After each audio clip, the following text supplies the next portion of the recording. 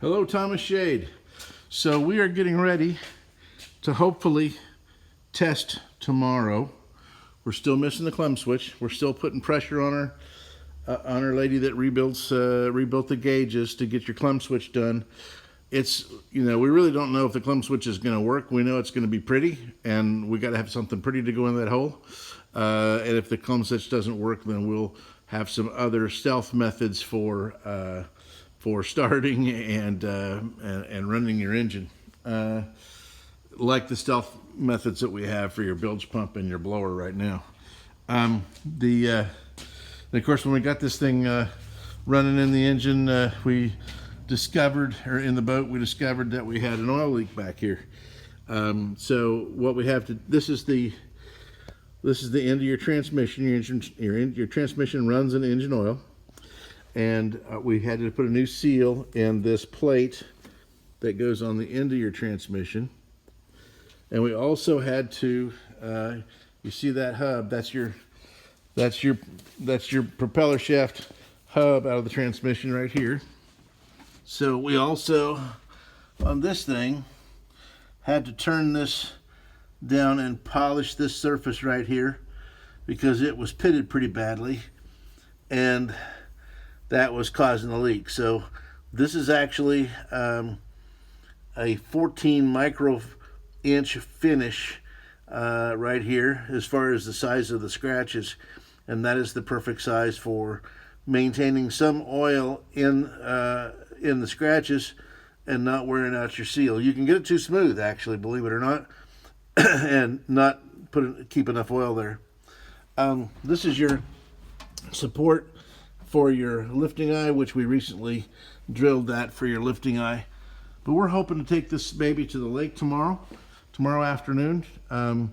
We are waiting on a fuel pump. The fuel pump ultimately was an automotive fuel pump. So you're going to be glad we found that problem. But the fuel pump did not come in today, but it goes right in here.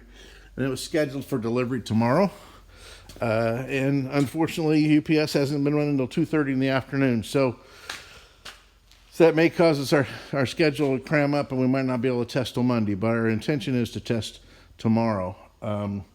As you can see, all the stainless trim is these are called transom bands. Those are the ones that we made from scratch. All of your rub rail, we had to trim these ends to a certain angle, drill and tap, countersink. Same thing on this side, trim to this angle, drill, tap, and countersink.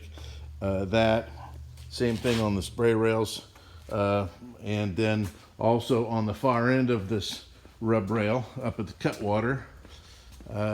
This comes in kind of a blank form. That's going to be straight, but we cut that to exactly match the angle of the cutwater, drill, tap, and countersink there.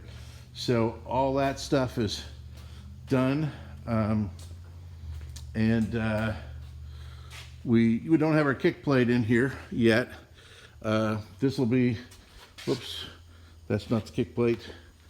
This is your front seat frame. And here's a template for the kick plate right here. And the kick plate's got a little sawdust on it, which is what happens in this place.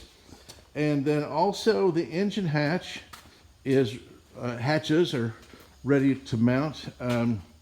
You see this trim on here is to protect the mirrored surface of that, but all the stainless hatch trim is ready. We have two, and I'm not sure whether this is the front hatch or left hatch, right hatch, front or back, but anyway, we have two handles that go in, one in each hatch lid. So anyhow, that's the exciting news.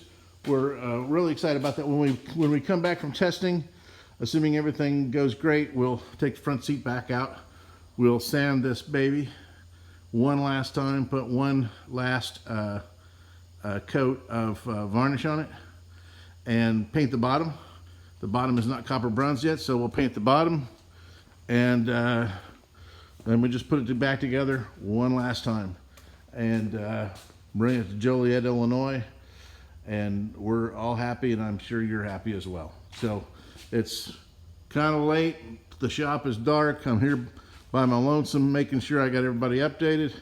And so hopefully you enjoy this. Talk to you later, Thomas.